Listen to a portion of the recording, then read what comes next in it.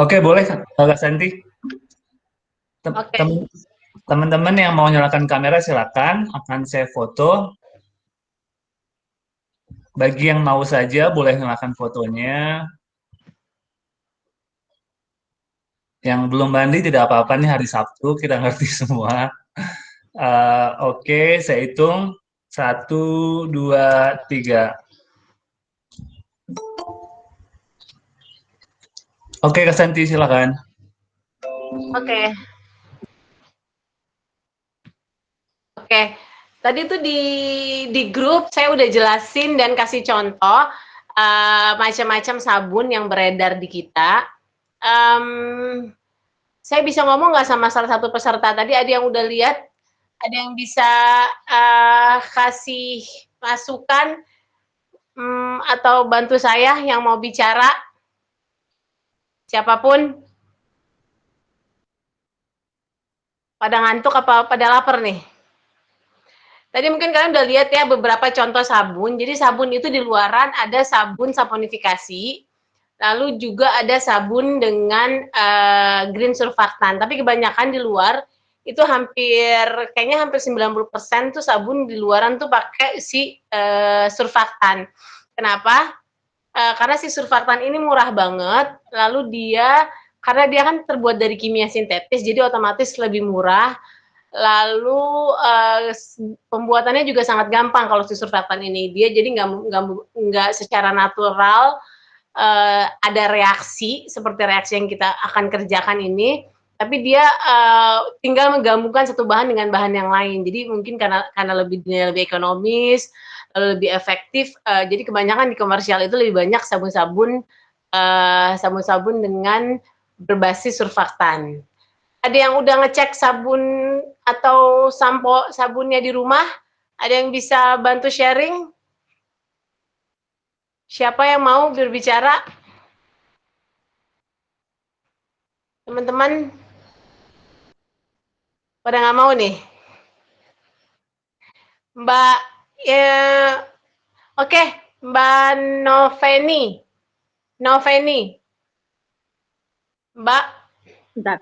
Halo, Mbak. Ya. Saya sebetulnya memang pada awalnya tidak terlalu peduli dengan produk sabun ya. Kemudian saya sesudah melahirkan itu ada kayak jamur di bawah payudara dan itu gatal banget. Akhirnya sama dokter saya disarankan untuk pakai sabun baby. Nah, sejak saat itu saya pakai sabun baby. Saya rasa udah aman.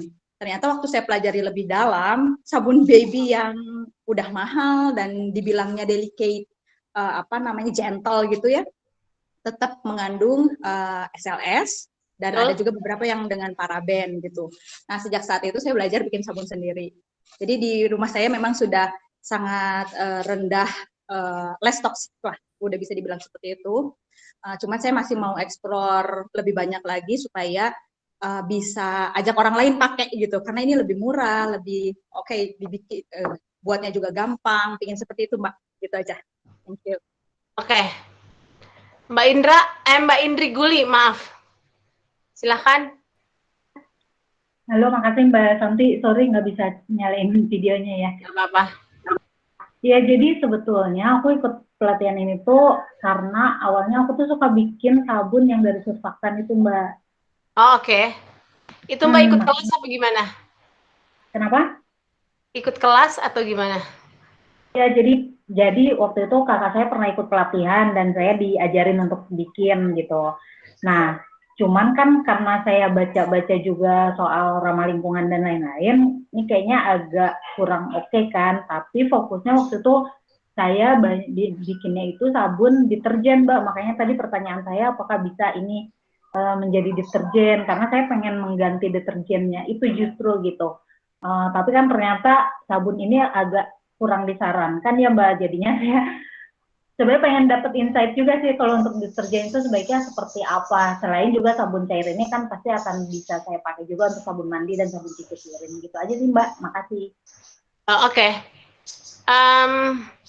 Tadi udah saya jelasin kalau memang kurang cocok kalau sabun dengan saponifikasi ini kalau kita kenain air atau direndam dalam waktu yang lama.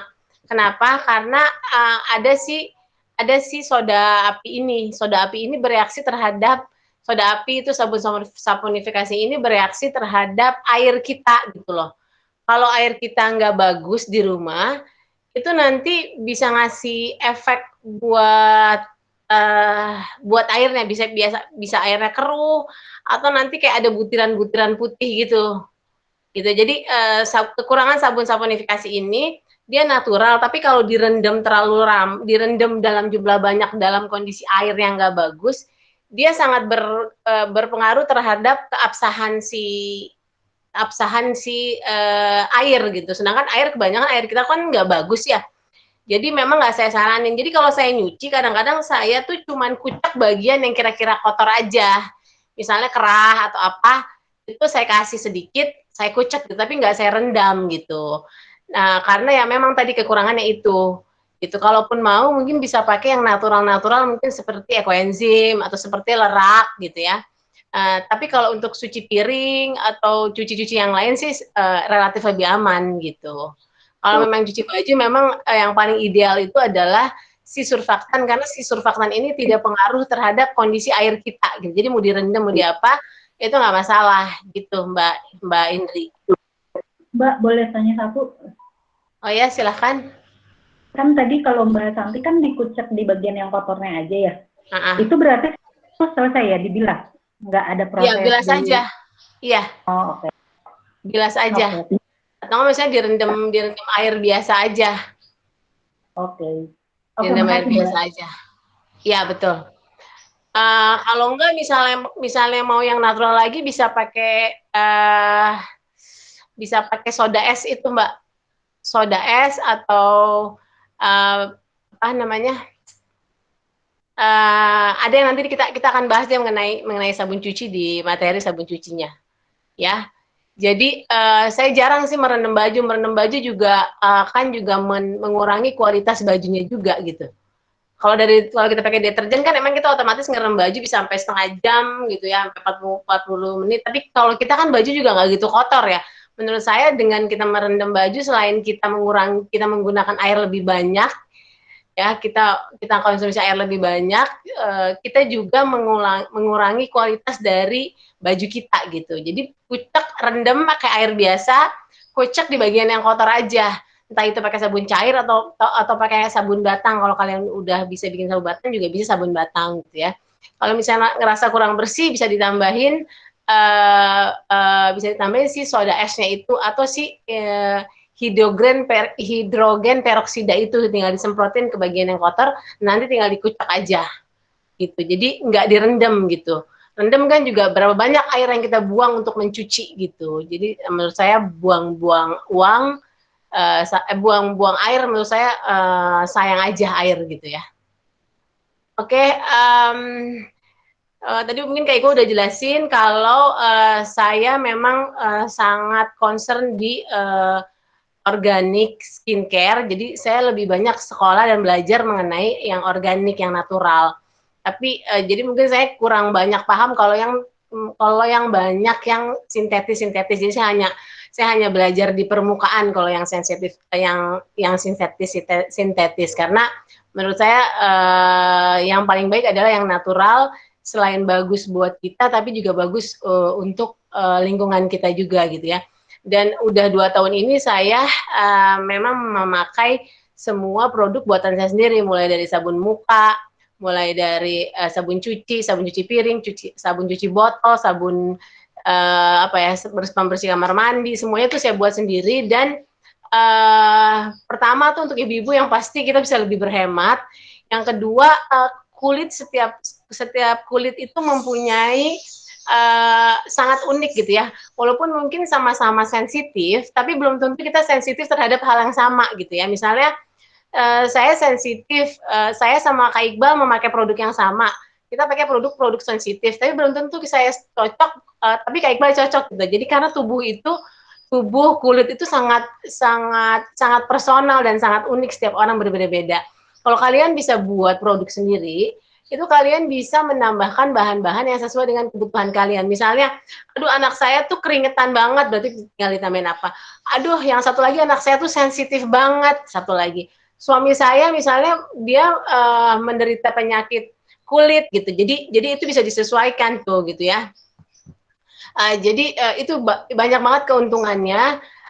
Selain hal-hal lain yang kita sumbangkan, hal-hal positif lain yang kita sumbangkan untuk lingkungan ini gitu ya. Nah, kalian tadi udah baca materi yang udah dikasih di PDF. Nah, sebelumnya saya mau nanya, di resep itu kan saya ngasih resep standar. Nah, apakah ada yang belum bisa menggunakan Sopcalc untuk menghitung berapa banyak kohnya? Mau saya terangin atau langsung di skip masalah Sopcalc? Ada yang udah bisa, ada yang belum? Ada yang bisa bantu jawab?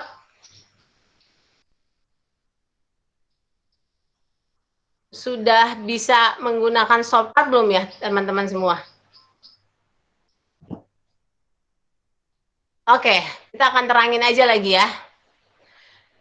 Oke, sekarang saya izin share screen dulu.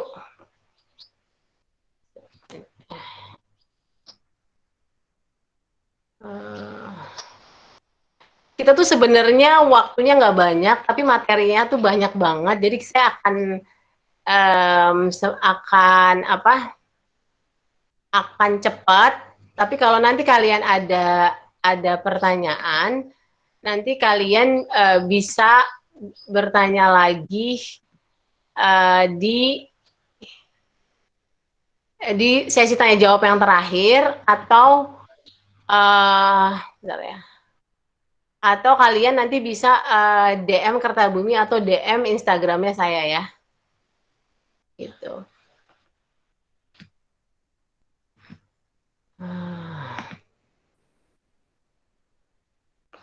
Oke.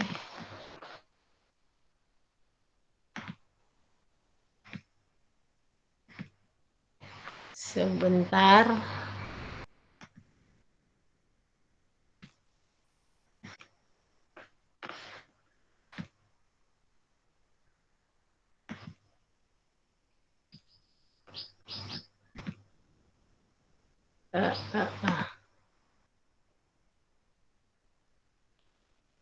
Sudah kelihatan belum ya materinya?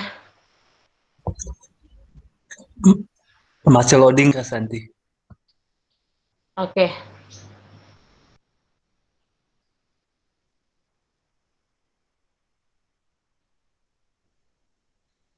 Ini kendala sinyal apa ya? Lama sekali. Belum ya? Tadi ada lagi yang nanya masalah apa ya? Masalah yang paling banyak pertanyaan itu masalah pH. Nah, pH sabun, jadi ada 2 pH nih, kalau sabun-sabun surfaktan, itu biasanya pH-nya pH rendah. Biasanya di pH 4 sampai 5. Makanya biasanya sabun-sabun surfaktan itu cocok buat anak-anak kecil, anak bayi gitu. Karena kalau kena mata biasanya sabun-sabun yang pH-nya rendah, dia nggak perih di mata gitu. Kalau sabun-sabun kita nih, saponifikasi ini memang pH-nya tinggi di 8 sampai 10. Belum ke presentasi ya, Iqbal? Belum Kak Santi, bisa di stop dulu, bisa terus share lagi. Coba saya ulang lagi deh.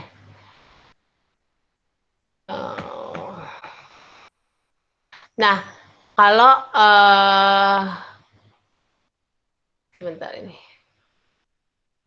Kalau sabun-sabun kita itu pH-nya tinggi, tapi nggak masalah ya selama itu dipakai di kulit dan bukan di rambut gitu ya. Kalau rambut, kalau kulit itu bisa menyesuaikan dengan pH yang tinggi.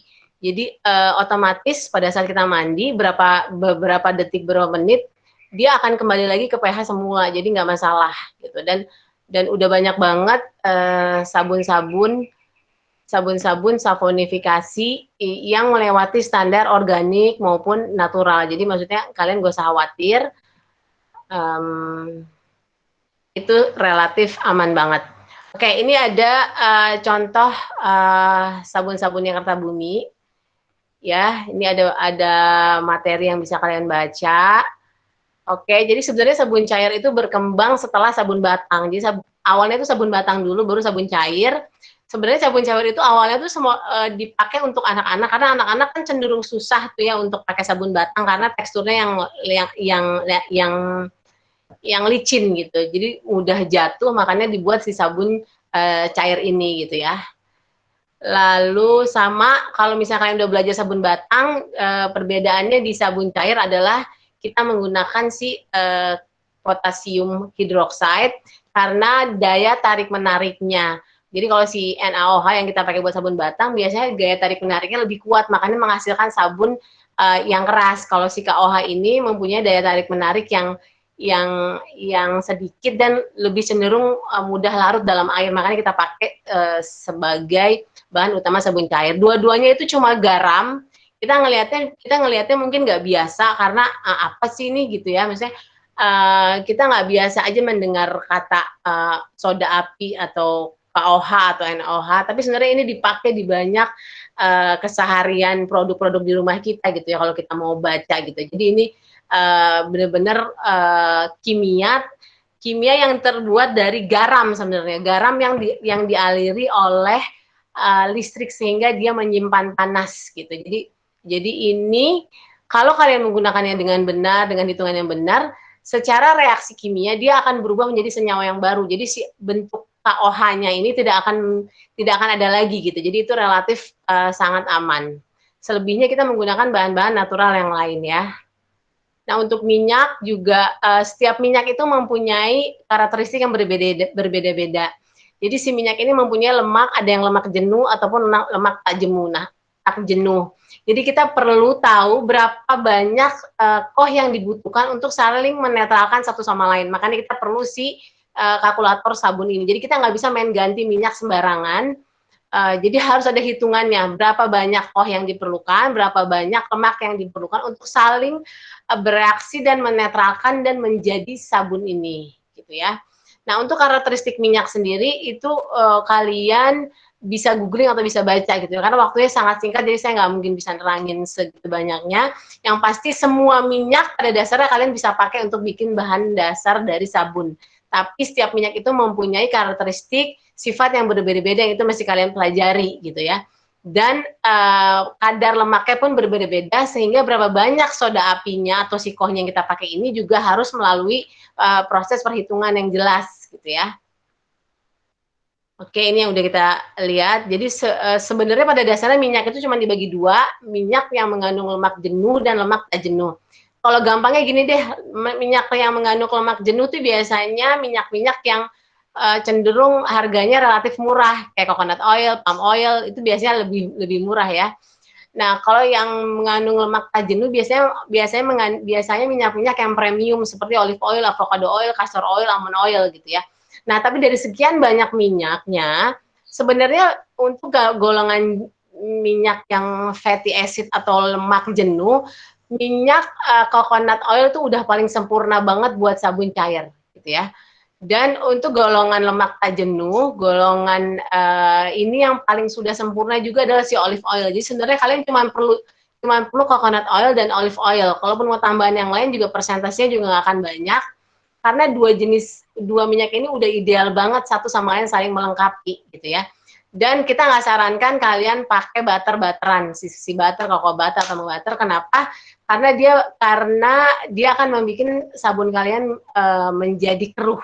Gitu. Jadi butter-butteran kalian nggak usah dipakai. Nah, ini beberapa poin penting. Kita pakai gula. Buat apa sih gula ini? Gula sebenarnya ada bahan-bahan tambahan lain yang kita bisa tambahkan untuk sabun. Yang paling sederhana yang udah kami riset adalah si gula ini. Gula ini membuat sabun tuh lebih stabil, terus busanya juga akan lebih banyak dan menambah masa simpan dari sabun kalian. Nah, kalau kalian punya madu, kalian juga bisa menggunakan madu. Kalau kalian punya molasses bisa menggunakan molasses. Tapi yang paling gampang adalah gula dapur. Sengaja di Kertabumi kami pilih bahan-bahan yang gampang banget kalian bisa cari di rumah sehingga kalian tuh bisa langsung praktek gitu ya. Jadi nggak usah ribet-ribet cari yang lain, cari yang ada aja di rumah. Dan rekomendasi pemakaiannya adalah 1-6% dari total minyak. Jadi kalian bisa coba explore kalau nanti next mau buat lagi. Nah, tadi ada yang nanya lagi mengenai super fat. Jadi super fat itu saya nggak pernah pakai sebenarnya karena tadi saya udah bilang bahwa si sabun ini mempunyai kadar air yang banyak. Kalau kalian perhatikan, kita bisa melarutkan pasta 1-2 kali pastanya. Berarti kan itu bisa 100-200%-nya tuh air gitu ya. Jadi kalau kalian tambahin minyak, otomatis nanti bisa memperkeruh dan bisa memisah antara air dan si super fatty ini, gitu ya. Dan kekentalan sabun. Nah, kekentalan sabun juga kalau kalian biasa pakai sabun-sabun organik atau sabun-sabun natural, itu nggak akan pernah bisa sama sekental sabun-sabun komersial yang menggunakan kimia sintetis. Karena mereka pakai kimia-kimia supaya bahannya itu bisa kental gitu loh ya. Jadi kalian harus buang dulu angan-angan kalau kalian pengen sabun yang kental banget kayak sabun komersial, itu kayaknya agak sulit. Tapi pasti bisa kental, cuman nggak sekental sabun komersial gitu ya. Jadi kalau di shopper biasanya kita biasanya ngomong yang penting sabunnya itu teksturnya nggak kayak air, nggak ambiar, dia berbodi itu udah cukup buat jadi sabun gitu ya. Nah, kalian bisa mengentalkan sabun dengan menambahkan garam murni atau NaCl. Tapi kekurangannya kalau kalian tambahkan si NaCl ini biasanya akan mengurangi busa kalian dalam sabunnya gitu loh. Jadi kalian mau pilih nih, kalian mau teksturnya yang bagus kental, kalian bisa tambahin si salt water ini. Tapi ada konsekuensi sabunnya itu bisa keruh dan bisa mengurangi busanya. Jadi kalian bisa pilih tuh.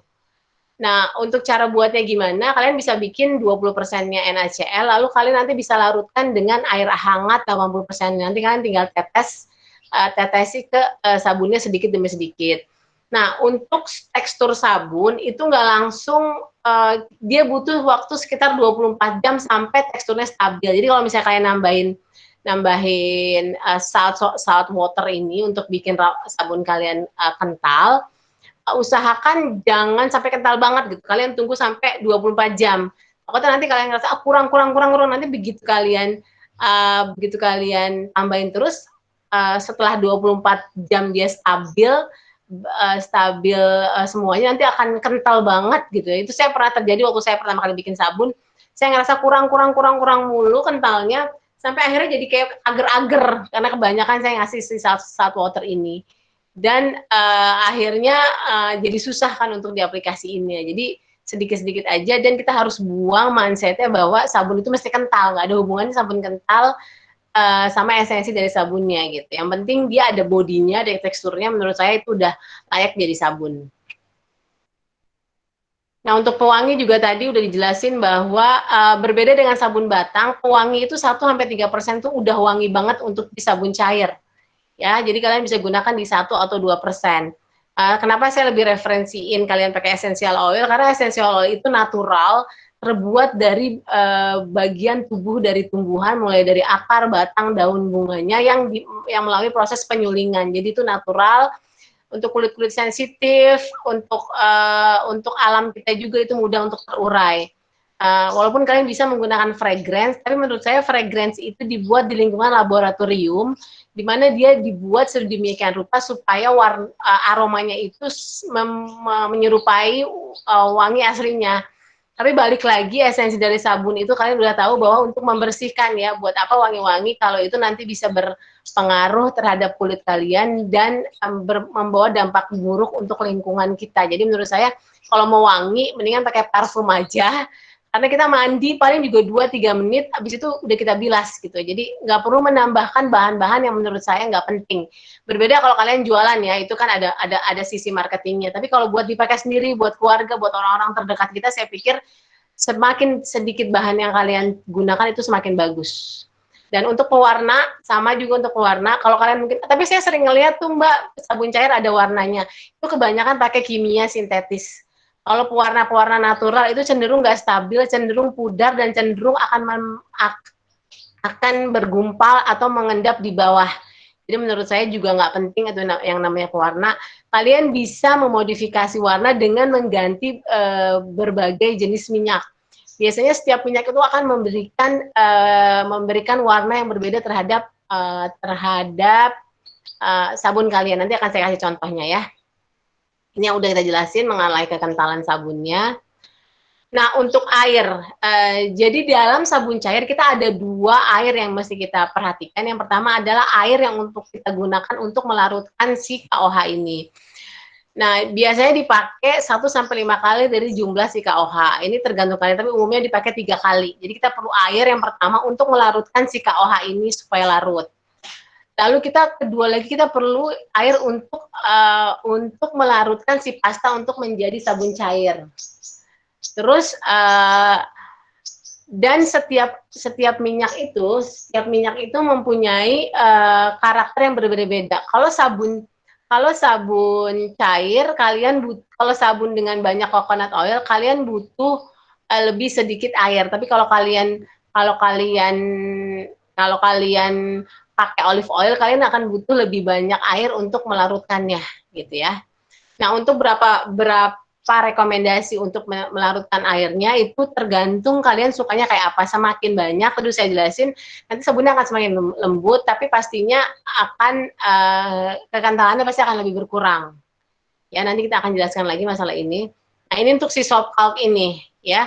Kenapa penting si soap pulp ini? Karena kita nggak mau ada sikoh yang belum ternetralkan oleh si lemak atau si minyak. Nah, kalkulator sabun ini banyak banget. Kalian bisa cari berbagai referensi atau berbagai kalkulator sabun. Cuman di kita pakai soap pulp dan soap pulp ini gratis. Kalian bisa googling kapanpun juga. Dan menurut saya paling mudah dan paling sederhana, gitu ya. Lalu kita akan belajar nanti kalkulator sabun ini.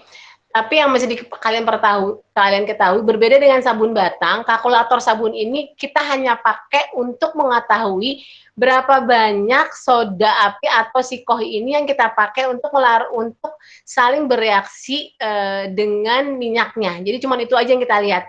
Yang selebihnya kita nggak bisa lihat kualitas dari sabunnya berbeda dengan sabun batang karena banyak banget faktor yang lain yang mendukung seperti berapa banyak air yang kita pakai kan kita nggak bisa tentukan di sana. Jadi kita cuma lihat berapa banyak soda api dan minyak yang sesuai yang bisa saling menetralkan dan saling bereaksi. Jadi lebih ke sana ya. Nah, untuk pH sabun, tadi saya balik lagi bahwa pH sabun itu SNI-nya ada di range 8-10. Jadi menurut saya kalau kalian pakai sabun 10 juga nggak masalah ya, pH 10 ya. Karena tadi tubuh itu akan mengembalikan pH ke pH semula dalam beberapa menit. Gitu ya. Karena tubuh itu hidup dan dia akan beradaptasi. Tapi jangan pernah pakai sabun dengan pH tinggi kalian pakai di rambut. Karena rambut, sedikit saya akan bahas mengenai rambut. Rambut itu merupakan struktur yang nggak hidup atau mati. Ya, jadi rambut makanya rambut kan nggak punya indera perasa ya. Kalau kita pegang, kalau kita apa juga rambut tuh nggak berasa karena dia merupakan struktur yang mati. Kalau kalian masukin pH tinggi, dia nggak akan bisa balikin lagi ke pH-nya yang semula, gitu ya. Jadi kalian bisa aplikasikan ke seluruh tubuh, asalkan jangan rambut. Oke? Nah, untuk mengecek pH sabun itu penting banget. Kalian yang paling mudah itu kalian bisa pakai kertas lakmus atau pH meter. pH meter itu biasanya yang paling akurat gitu ya. Kalau kertas lakmus biasanya suka satu angka di atas, satu angka di bawah pH meter gitu. Nah, kalau kalian memang serius, kalian bisa beli pH meter. Kalau kalian cuma buat sendiri atau apa, kertas lakmus juga bisa. Atau si cairan ini. Ya, tapi maksudnya kalian bisa untuk awal kalian bisa gunakan kertas lakmus gitu ya. Dan satu hal lagi, cek pH itu wajib ya teman-teman. Lalu ini peralatannya ya. Di Kertabumi itu kita pakai metode yang paling sederhana, yang paling cepat, yang nggak ribet, nggak butuh banyak alat, nggak butuh banyak energi atau listrik, tapi mungkin ada beberapa bahan yang mesti kita adjust. Yang paling penting adalah si termometer ini, karena kita butuh suhu yang sesuai supaya sabunnya tuh matang. Jadi kalian wajib banget beli termometer, ya. Ini untuk resepnya.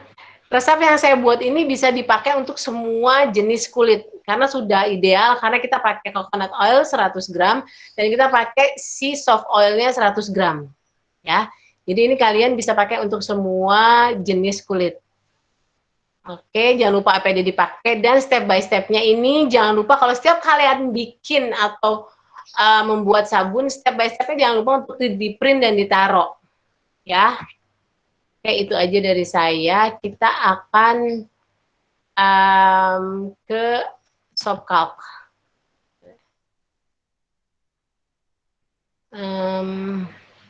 Oke, ini soft calc ya. Soft calc tuh kalian tinggal klik soft calc di Google, nanti akan keluar seperti ini.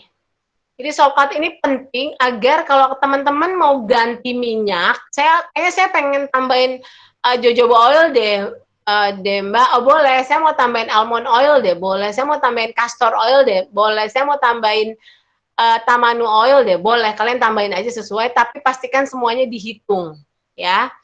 Nah, ini sesuai, kalian tinggal ketik soft calc, nanti akan langsung keluar, seperti ini. Lalu, banyak keterangan yang kalian bisa baca di sini, kita tinggal klik si receipt kalkulator, ya. Nah, ada beberapa poin yang mesti kalian isi, tapi berbeda dengan sabun batang. Di sabun cair, kalian cuma isi beberapa poin aja. Yang pertama, kita pakai si koh. Kohnya itu yang 90%, ya. Kenapa? Karena yang beredar di Indonesia kebanyakan 90%. Biasanya 100% itu untuk industri atau untuk urusan untuk yang berhubungan dengan teknis biasanya 100%. Nah, kalau kalian pakai kalkulator yang lain, pastikan penghitungannya itu dengan si kohnya yang persentasenya 90%, karena ada beberapa soft kalkulator yang sudah otomatis pakai 100% kohnya gitu ya. Jadi harus dipastikan. Dan dalam sabun cair, meskipun nanti ada bahan-bahan yang misalnya bahannya yang bukan cair, kita tetap menggunakan yang gram. Nah, kita pakai sedikit aja dulu, kita akan buat 200 gram ya. Nah, 200 gram ini kita pakai karena dari 200 gram ini nanti akan menghasilkan banyak banget sabun, bisa berkali-kali lipat dari jumlahnya, tergantung kita mau mendilutnya. Nah, untuk waternya ini kita abaikan aja, karena ini nggak akan pengaruh gitu. Karena kita ada 2 fase air. Yang pertama untuk melarutkan koh, itu tergantung kalian mau pakai berapa. Yang di standarnya adalah 3 kali dari besar si kohnya ini. Lalu untuk superfat kita buat aja 0, ya, karena kita nggak mau ada kelebihan. Jadi superfat itu adalah kelebihan minyak yang sengaja dibuat lebih, tidak dinetralkan oleh si soda api, ya. Jadi kalau nanti ada kelebihan ini, biasanya nanti akan membuat sabun kalian keruh. Oke. Ini kita abaikan, fragrance juga kita abaikan aja. Karena fragrance ini nanti akan kita sesuaikan dengan apa namanya, kalian maunya berapa banyak wanginya. Oke, lalu kalian tinggal ini juga kita abaikan karena dalam sabun cair itu banyak banget aktivitas air yang terjadi. Jadi kalian ini abaikan aja quality-nya. Kita nggak bisa lihat quality dari si sabunnya ini. Nanti untuk minyaknya kalian bisa lihat dari almond butter, dari argan oil, dari avocado, dari banyak banget minyak yang bisa kalian pakai, ya. Tapi balik lagi saya bilang, coconut oil itu paling ideal untuk sabun cair, ya. Jadi kalian selalu harus menggunakan si coconut oil untuk membuat sabun, ya. Dan khusus untuk jenis premium atau soft oilnya, si olive oil juga sudah sangat mewakili. Kita akan buat coconut oil. Kita tinggal klik aja si coconutnya. Coconut oil itu ada coconut oil 76 degree, ada 90 degree. Kalian pilih yang 76. Di Indonesia kebanyakan coconut oil itu 76. Bedanya 76 sama 92 adalah bedanya di titik lelehnya. Jadi coconut oil ini biasanya dalam suhu dingin dia akan membeku dan dia akan meleleh di 76 degree dan di 92 degree. Ya, kita pakai yang 76 degree. Nanti kalian klik udah otomatis ada di sampingnya 76 degree. Lalu kita mau bikin sabun yang biasanya sabun-sabun dengan hard oil seperti coconut oil, palm oil itu akan menghasilkan sabun yang busanya melimpah, busanya banyak, antibakterial. Ya, itu karakteristik dari sabun dari minyak-minyak yang hard oil. Lalu kita mau bikin sabunnya juga yang moisturizer, yang menutrisi, yang memberikan kelembapan. Otomatis kita harus tambahkan minyak-minyak yang karakteristiknya soft oil. Kita pakai si olive oil, ya. Nah, olive oil itu ada dua, ada olive oil biasa dan olive oil pomace.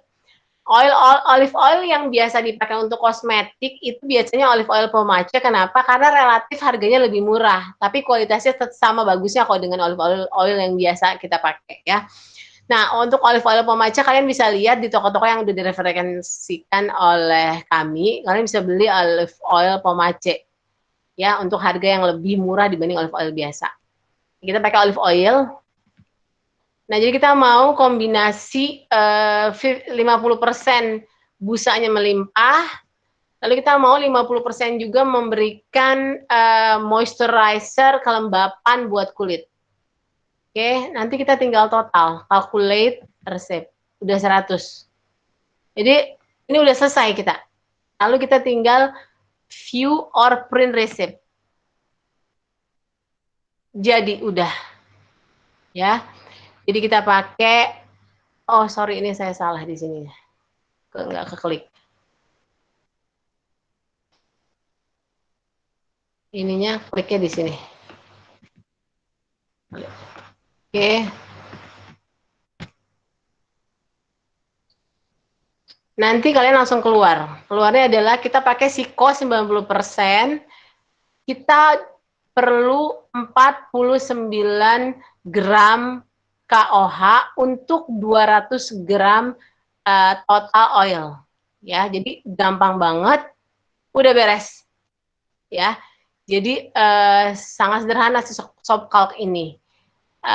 Jadi kalian saya harap setelah kelas ini beres kalian langsung buka si soap calc-nya, kalian buka, kalian buat sesuai dengan yang udah saya buat di sini dan harusnya kalian juga buat nanti dengan hasil yang sama ya. Jadi super fatnya 0, kita abaikan fragrance-nya, kita abaikan waternya. Jadi kalau kalian next buat, kalian tinggal ubah minyaknya aja. Oke, kita sekarang ke sabun cuci. Saya akan cepet ya karena kita waktunya juga nggak banyak. Nah, untuk sabun cuci natural kalian bisa baca juga keuntungannya. Kalau kalian nanti beli sabun, tolong diperhatikan jangan sampai ada bahaya dari bahan-bahan ini. Kalau kalian bilang, aduh saya nggak masalah kok mbak, saya pakai udah tahunan, saya nggak punya masalah tuh. Kalian nggak tahu bahwa efek-efeknya itu bisa nggak berdampak langsung ya. Entah itu migrain, entah itu gangguan hormon, entah itu nggak kestabilan hormon, entah itu pusing, entah itu gatal-gatal, entah itu alergi. Itu salah satu dari paparan kimia sintetis yang setiap hari kita berikan. Belum lagi itu mencemari lingkungan kita ya. Itu susah terurai dan akan mengganggu kualitas tanah maupun biota dari air. Jadi wajib banget setelah kalian ikut kelas saya berharap kalian sudah mulai membuka pikirannya bahwa hidup itu nggak cuman kita, ada banyak orang, ada banyak lingkungan, ada banyak makhluk hidup lain yang juga harus kita berikan dampak yang terbaik gitu ya. Oke, sabun cuci yang paling alami itu ada si lerak ini. Kalau kalian belum tahu lerak, ini lerak itu harganya sekilo kayak sekitar 30 sampai 40 ribu. Ini kalian layak banget untuk dicoba ya. Jadi buah lerak ini udah dipakai dari zaman udah dan banyak banget sudah diteliti, diobservasi. Dia antibakterial dan dia mengandung zat yang namanya sisapoin ini. Sisapoin ini udah otomatis menghasilkan busa, ya. Jadi kalau misalnya kalian lagi belanja atau apa, ada lerak dibeli aja. Kalau kita nggak sempat bikin sabun, kita bisa pakai si sabun lerak ini. Sabun lerak ini sudah teruji antibakterial.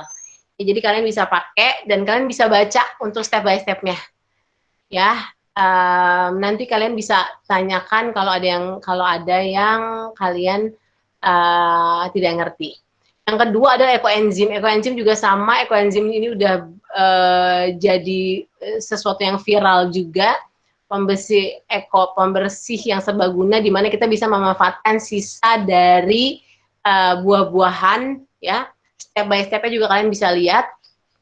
Ya, dan tapi jangan pernah menggabungkan ekoenzim dengan sabun saponifikasi. Ekoenzim itu berada di pH yang sangat rendah, sekitar pH 5, sedangkan sabun kita berada di pH yang tinggi. Jadi jangan digabungin. Kalau misalnya mau, misalnya kita habis cuci nih, kita cuci tapi aduh kayaknya masih bau amis deh, kayaknya masih banyak minyak deh, ya kalian bisa rendam pakai, setelah kalian cuci kalian bisa rendam pakai air hangat-hangat kuku, kasih sedikit si ekoenzimnya ini. Ya, ekoenzim ini juga bagus banget buat cuci sayuran. Ya, ini kalian masih coba, semuanya mudah, gampang. Oke, ada perbandingannya karena konsentrasinya tinggi dan bersifat sangat asam. Jadi pastikan kalian menggunakannya sesuai dengan aturannya. Ya, ini juga beberapa kearifan lokal yang biasanya ibu kita atau nenek kita masih pakai. Menurut saya ini nggak salah juga kalau kalian punya, berada di sekitar rumah kalian atau ada di rumah, ini bisa kalian pakai dulu sebelum kalian memakai yang sesuatu yang bersifat kimiawi atau olahan. Ya. Lalu ini sabun saponifikasi yang kita mau bahas, ini sama isinya dengan yang tadi. Ini juga kalkulator sabunnya. Ini juga sama. Dan khusus untuk sabun cuci, kita pakai coconut oil 100% ya. Jadi kalian nggak bisa menggunakan palm oil dalam sabun cair. Kenapa? Palm oil itu akan membuat keruh dan akan akan ada pemisahan antara air dan bahan yang lain. Jadi sabun palm oil itu sama sekali nggak cocok buat sabun cair. Walaupun kalian mau pakai itu hanya untuk tambahan aja. Berbeda kalau kalian bikin sabun batang, palm oil itu mempunyai peranan yang lumayan bagus karena palm oil itu bisa membuat sabun keras. Berbeda di sabun cair, sebisa mungkin kalau kalian mendingan nggak usah dipakai si palm oil ini. Palm oil ini bikin keruh sabun kalian, ya. Ini bahannya yang paling mudah ada coconut oil. Jadi ini udah ideal banget dan busanya banyak dan melimpah. Kalian nanti bisa coba step by step-nya juga jangan lupa untuk kalian lihat. Lalu ini ada beberapa step by step yang kalian, maksud saya ini ada beberapa detail dari bahan sabun cuci sayur. Ya, bahan susu sayurnya ini kalian bisa lihat. Kalau susu sayur mungkin nggak terlalu banyak mau, kalian bisa pakai palm, tapi tetap harus pakai minyak kelapa. Ya, ini ada beberapa step by step yang kalian bisa lihat dan bisa kalian gunakan untuk mencuci sayur di rumah. Untuk noda tadi saya udah bilang, kita cuma perlu si hidrogen peroksida. Hidrogen peroksida ini pastikan yang 3% ya, 3% ini aman, dan banyak juga dipakai untuk sanitizer dan direkomendasikan oleh WHO. Jadi ini relatif aman dan kalian bisa beli di apotek-apotek. Jadi untuk menghilangkan bau, untuk menghilangkan noda, membandel, kalian bisa taruh botol spray, tinggal kocok-kocok, tinggal kalian semprotin aja. Ya, jadi ini wajib punya. Ini juga bisa dipakai buat mengkompres luka dan banyak dipakai untuk hand sanitizer. Ya.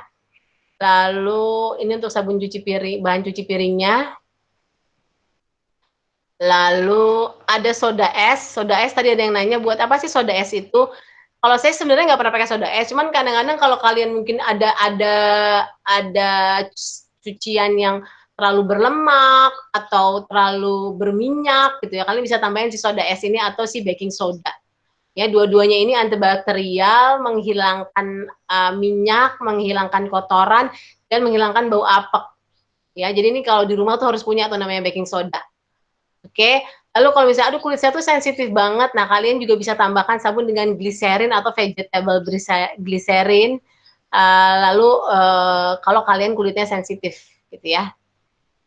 Lalu ini untuk cucinya, untuk cuci baju. Nah, untuk cuci baju ini saya tambahkan si potasium karbonat. Nanti saya akan rekomendasikan belinya di mana. Ini untuk antibakterial, dan biasa dipakai untuk laundry gitu ya. Tapi kalau kalian tanya sama saya juga nggak pakai si potasium ini. Cuman kadang-kadang orang saya pengennya ada yang sedikit biar berbeda atau antibakterial atau menghilangkan noda, kalian bisa pakai si potasium si karbonat ini. Ya. Nanti saya akan kasih tempat rekomendasi belinya. Oke, yang pasti coconut oil ya. Jangan pakai palm oil. Oke. Nah, ini untuk Kestil. Kalau Kestil itu kenapa saya kasih bahan Kestil? Ada orang-orang yang sensitif. Kalau orang-orang yang sensitif, dia nggak bisa pakai minyak lain selain minyak olive oil. Nah, ini ada resep dasar Kestil. Jadi, saya kasih resep dengan olive oilnya dengan minyak 100% olive oil kalian bisa pakai. Gitu ya. Ini bisa dipakai buat macam-macam. Ya kalau kalian nggak sayang sih bisa dipakai juga buat nyuci piring, bisa dipakai juga buat mandi, bisa dipakai buat segala macam. Karena dia olive oil 100%. Ya. Lalu kita akan lihat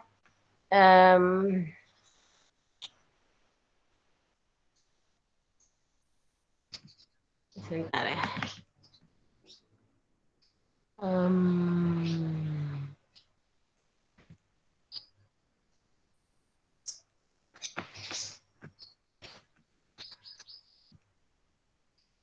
Saya akan stop dulu. Sementara itu ada yang mau bertanya dulu sebelum saya akan putar video tutorialnya. Yang mau bertanya silahkan langsung dinyalakan speakernya. Kalau Halo. Ya, silahkan. Ya, silahkan. Oh iya, mau tanya, kalau ada Bang, suaranya kecil ya? Halo? Udah jelas nggak ya? Halo? Halo? Ya? Halo?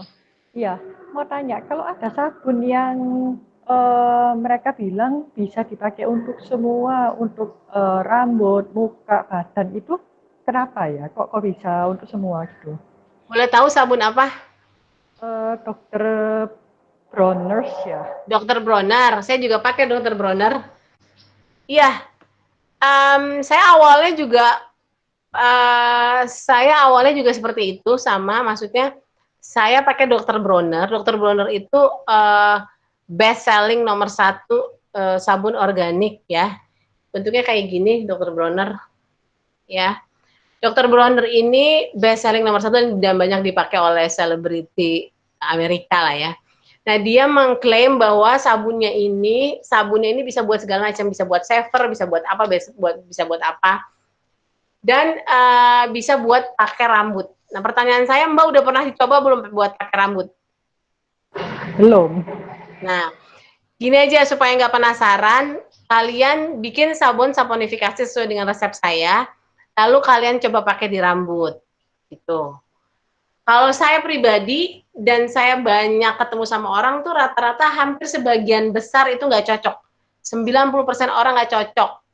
Karena pH-nya tinggi. Tadi saya udah jelasin bahwa rambut itu struktur mati. Struktur mati dia tidak akan bisa secara otomatis mengembalikan pH-nya. Jadi biasanya kalau orang-orang pakai kalau apalagi rambut yang kering, rambut yang bermasalah, patah-patah, rontok, kalau kalian pakai sampo dengan pH yang tinggi, itu pasti akan menambah rusak rambut kalian.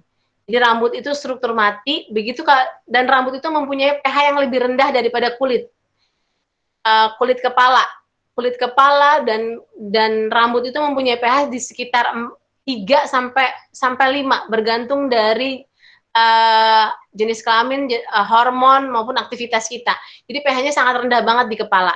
Begitu kalian kasih sampo, saponifikasi atau sabun dengan pH yang tinggi, dia akan stres rambutnya karena dia struktur mati, nggak hidup rambut. Dia nggak akan bisa ngembalin lagi ke pH semula, beda seperti kalau kita aplikasikan ke muka, ke tangan, kita kasih pH tinggi, dia secara natural beberapa menit akan balik lagi ke pH-nya.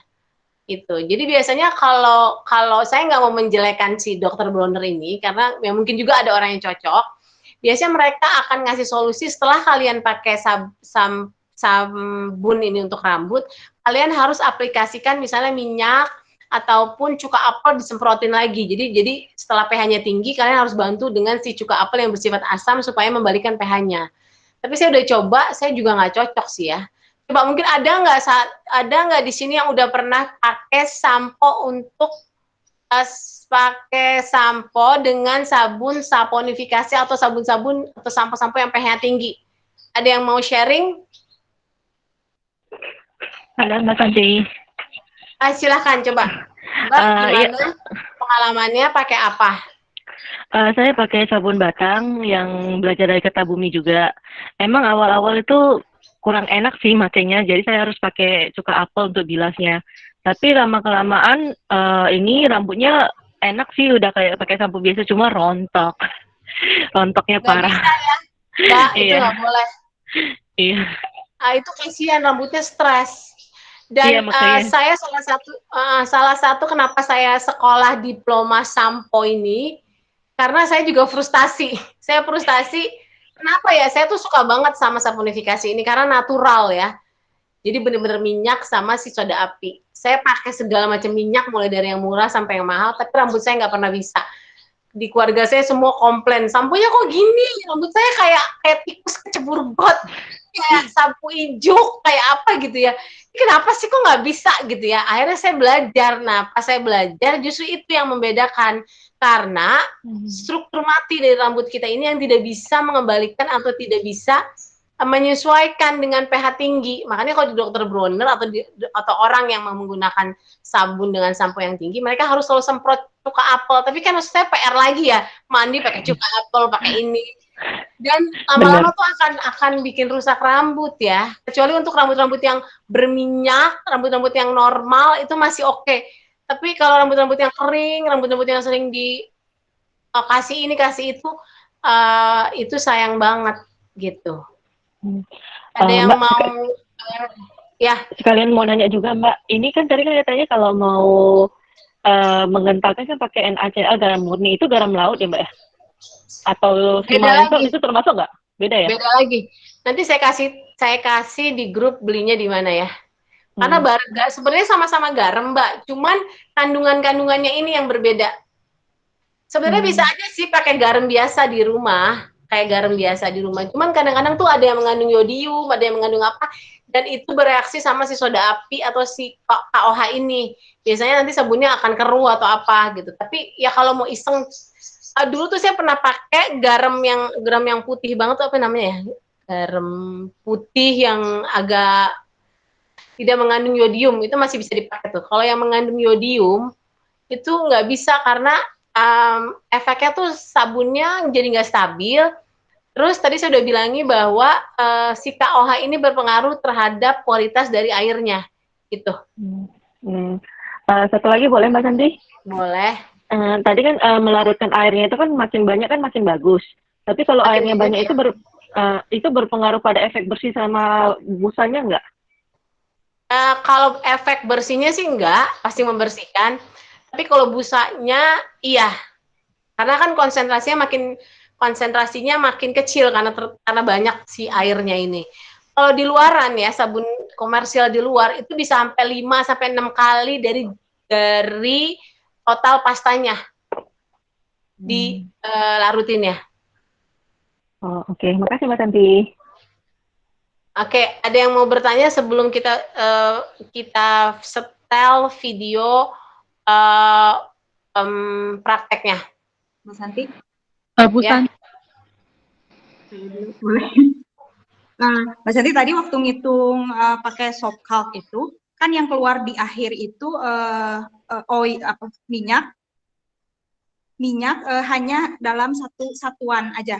Jadi kalau saya lihat 200 gram. Padahal kita pakai minyak kelapa sama minyak olive. Nah, itu tuh total minyak kelapa dan olive-nya harus 200 gram dengan berbagai kombinasi atau gimana tuh Mas Santi? Bebas, mau 200 gram, mau 500 gram, mau 1000 gram.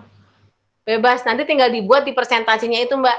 Jadi misalnya tadi kan saya buat 50-50%. Misalnya saya mau bikin minyak kelapanya 30%, minyak kelapa sawitnya 20%, olive oilnya 20%. Tinggal diganti di persentasinya di kolom atasnya itu. Oke. Makasih. Ya. Ada lagi? Teman-teman? Barat, ada lagi yang mau bertanya? Oke, kita langsung lihat videonya aja dulu ya. Mungkin kalau biasanya kalian nanti kalau secara visual ngelihat nanti akan lebih gampang. Jadi mungkin akan ada pertanyaan baru lagi ya. Oke, kita buka, kita um,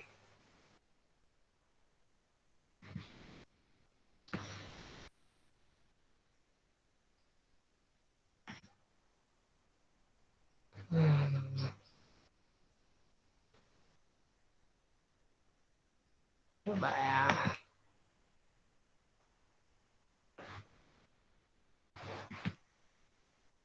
Oke, kita akan lihat video tutorial pembuatan sabun cair. Jadi mau sabun cair buat muka, buat apa, semua metodenya sama. Yang membedakan adalah hanya komposisi atau kandungan dari minyaknya apa yang mau kita pakai. Oke. Jadi yang pertama adalah kita timbang tadi, sorry. Kita timbang, kok jadi regrow? Sebentar.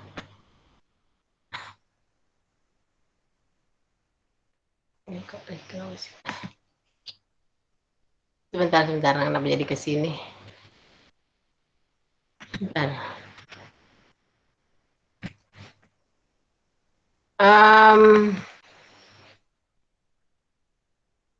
Oke.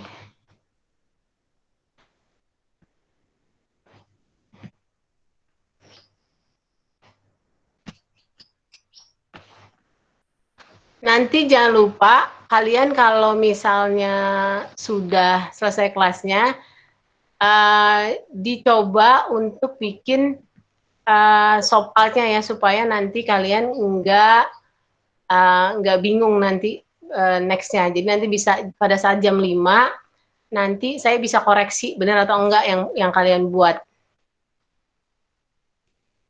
Oke.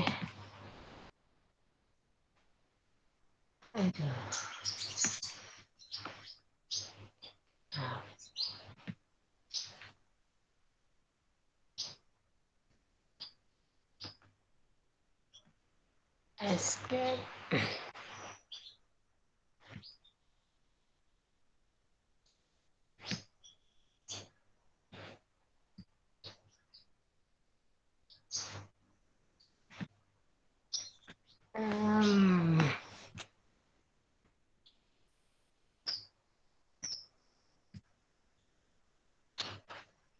Oke, sebentar.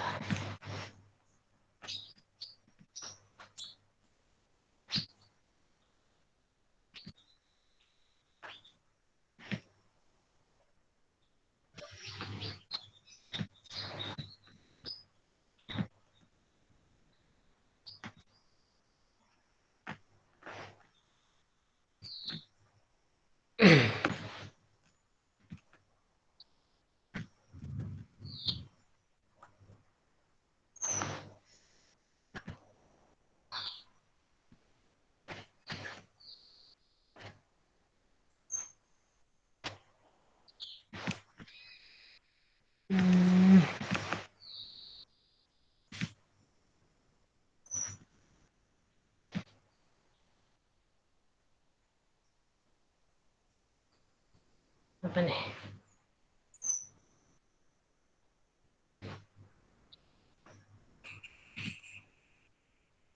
Oke teman-teman, jadi di awal selalu timbang, jangan lupa untuk menimbang air, lalu si KOH-nya, semua minyaknya udah ditimbang di awal, dan pastikan semua peralatan yang kalian pakai jangan lupa untuk disterilkan dengan menyemprot alkohol 70%, supaya nggak ada bakteri apapun di area kerja kalian atau alat-alatnya. Setelah kalian timbang, lalu kalian panaskan airnya, ya. Panaskan airnya di suhu 80 derajat sambil kita juga memanaskan si minyaknya, ya. Jadi yang membedakan kita dengan metode penggunaan slow cooker dengan pemanasan atau pemasakan berjam-jam adalah di suhu awalnya. Jadi suhu awal itu nggak boleh kurang dari suhu awal. Kalau agak lebih dikit masih oke, tapi kurang jangan. Jadi akan berpengaruh terhadap pH-nya dan kematangan sabunnya kalian. Kalau sabun kalian benar-benar matang, biasanya pH-nya akan oke, akan bagus. Tapi kalau nggak matang, kalian butuh waktu lagi tuh untuk nunggu pastanya supaya pH-nya sesuai. Ya, jadi itu yang membedakan kalau pakai slow cooker kita butuh waktu kita bisa masak 2 sampai 6 jam untuk dimasak di slow cooker yang itu buang waktu, buang listrik, buang energi menurut saya. Tapi kita butuh effort di awal adalah dengan suhu yang sesuai. Ya, kita panaskan minyak dan kita panaskan airnya secara bersamaan. Setelah suhunya sesuai dengan yang kita harapkan, kita bisa matikan. Jadi ini posisinya mati, lalu kita masukkan sikohnya secara perlahan. Sama seperti kita buat sabun batang, pada saat kita melarutkan sikoh, biasanya akan ada uap. Ya, jadi kalian pastikan menggunakan APD atau kalian lebih bagus lagi mengerjakannya di ruangan yang sirkulasi udaranya bagus. Kenapa? Karena dia akan udaranya nggak akan mengganggu kita. Ya, jadi masukkan sikohnya secara perlahan, lalu kita aduk sampai benar-benar larut semuanya. Ini posisinya setelah sampai suhu yang kita inginkan, dimatikan aja kompornya. Tapi kalau misalnya kalian larutkan tapi ternyata masih ada soda api yang menggumpal atau si kohnya menggumpal, kalian bisa sedikit dihangatkan lagi. Oke. Ini udah saya masukin semuanya. Jangan lupa menggunakan APD ya. Kalau enggak nanti kepercik seperti kita kena air panas. Ya. Kita masukin semuanya. Nah, lalu kita masukkan di suhu minyaknya minimal 120. Kita masukin semuanya. Nah, yang mesti kalian perhatikan adalah pada saat kalian memasukkan, biasanya nanti akan ada sedikit meluap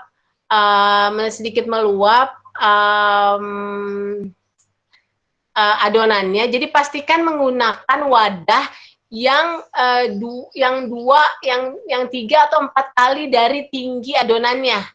Ya, terus saya juga kenapa rekomendasikan tempat-tempat yang stainless seperti ini, karena kalian selain kalian bisa mengaduk, kalian juga bisa langsung dipakai untuk mengaduknya atau memanaskannya di atas kompor gitu ya. Kalau kalian pakai plastik, kalian mesti pindahin lagi ke tempat yang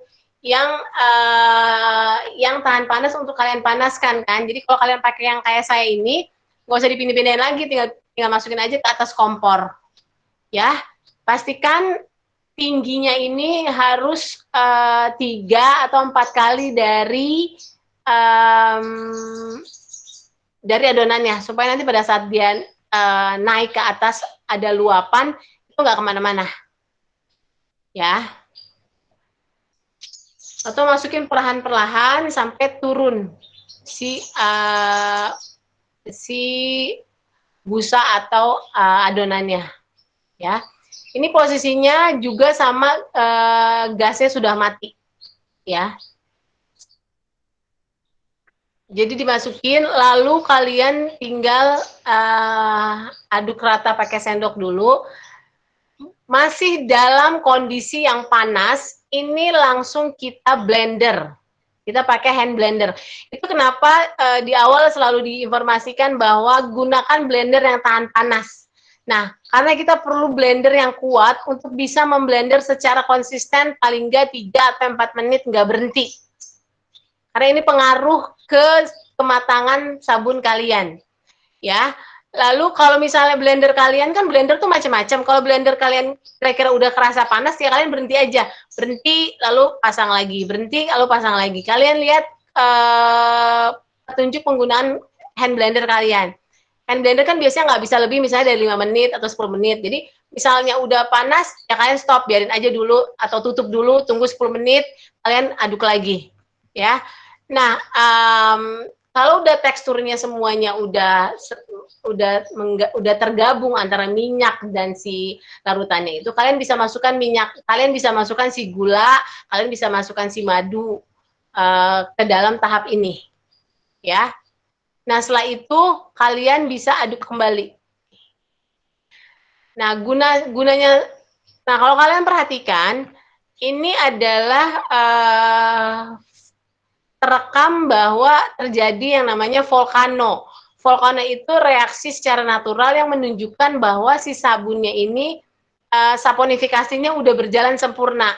Tapi belum tentu ya kalau kalian bikin itu akan terjadi si volcano ini. Saya juga kalau lagi bikin sabun belum tentu volcano, kadang-kadang aja.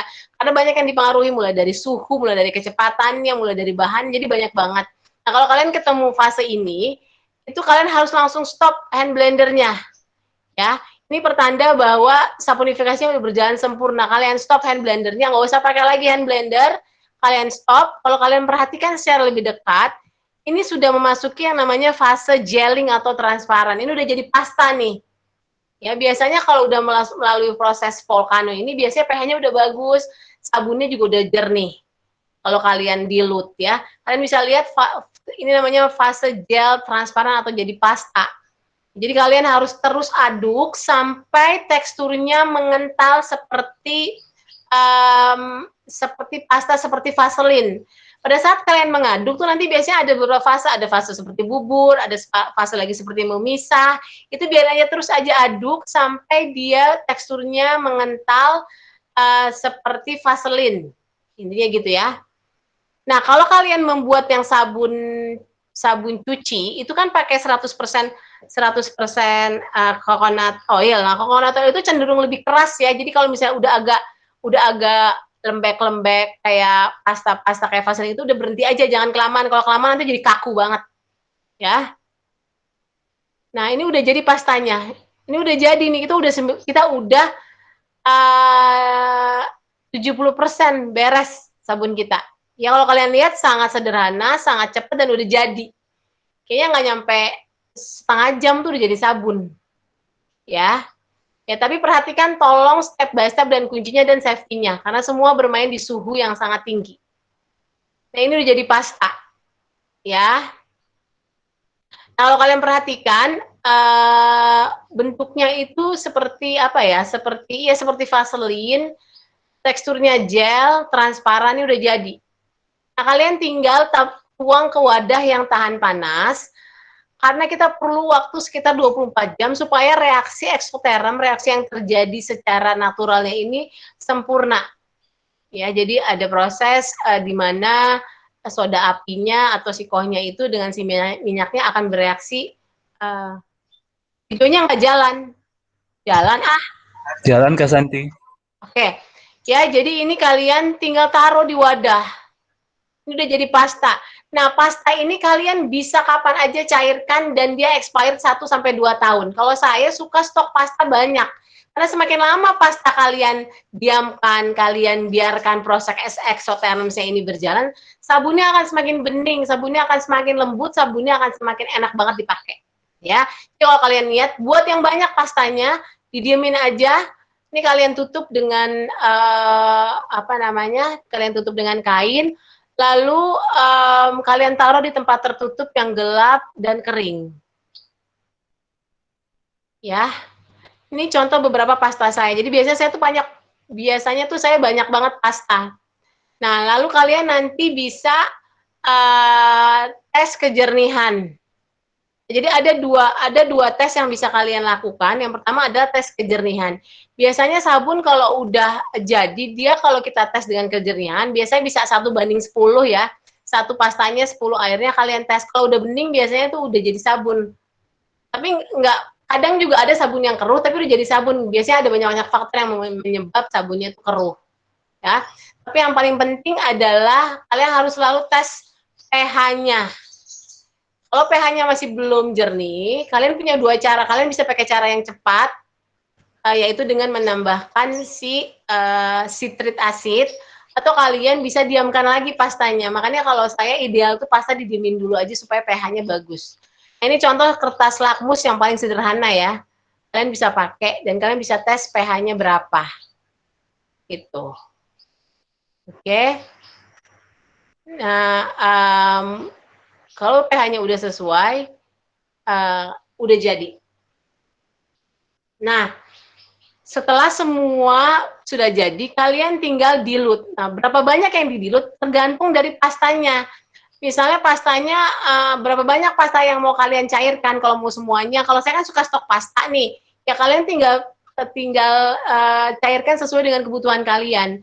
Nanti kalian timbang pastanya, lalu nanti kalian tinggal larutkan dengan air. Berapa banyak yang dilarutkan airnya, itu tergantung kalian maunya gimana.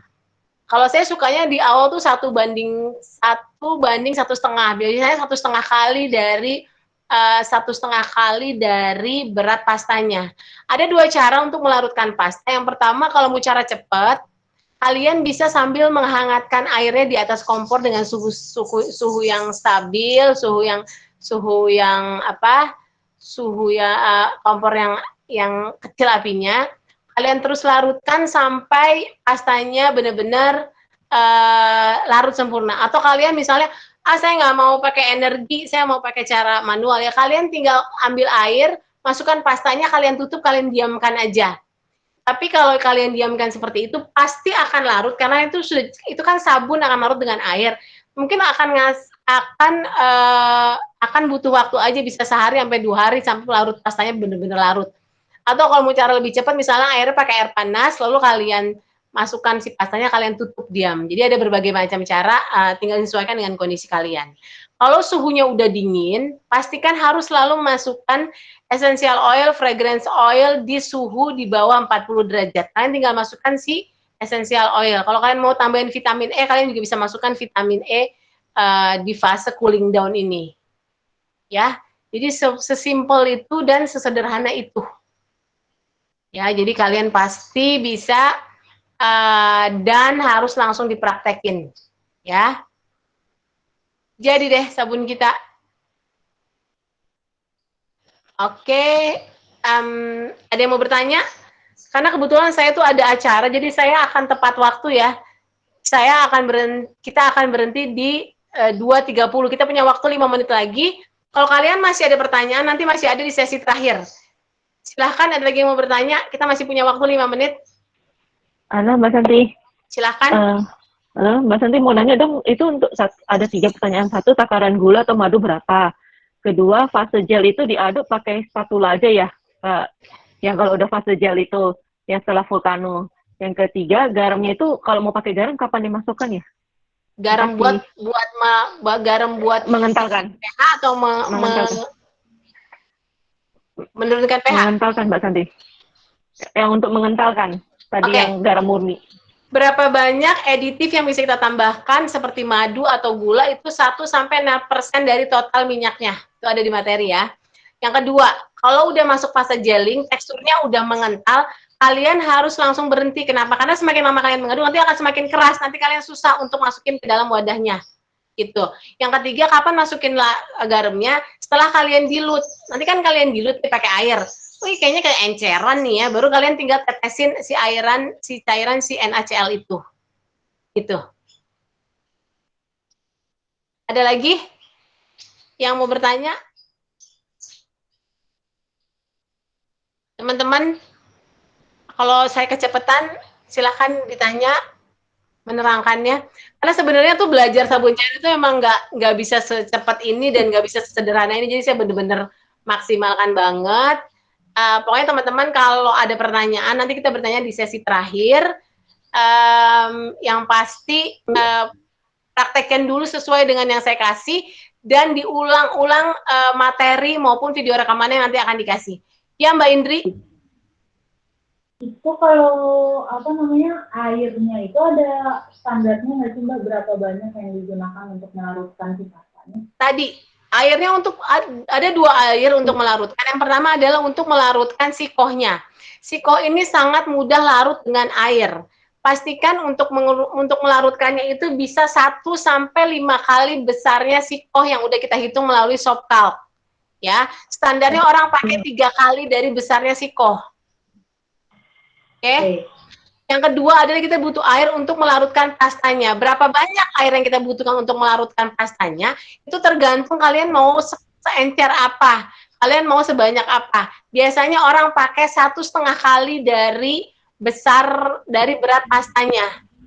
Kalau kalian ngerasa, terlalu kental, tambahin lagi, tambahin lagi. Kalau di komersial, itu mereka pakai 5 kali dari berat pastanya untuk mendilut.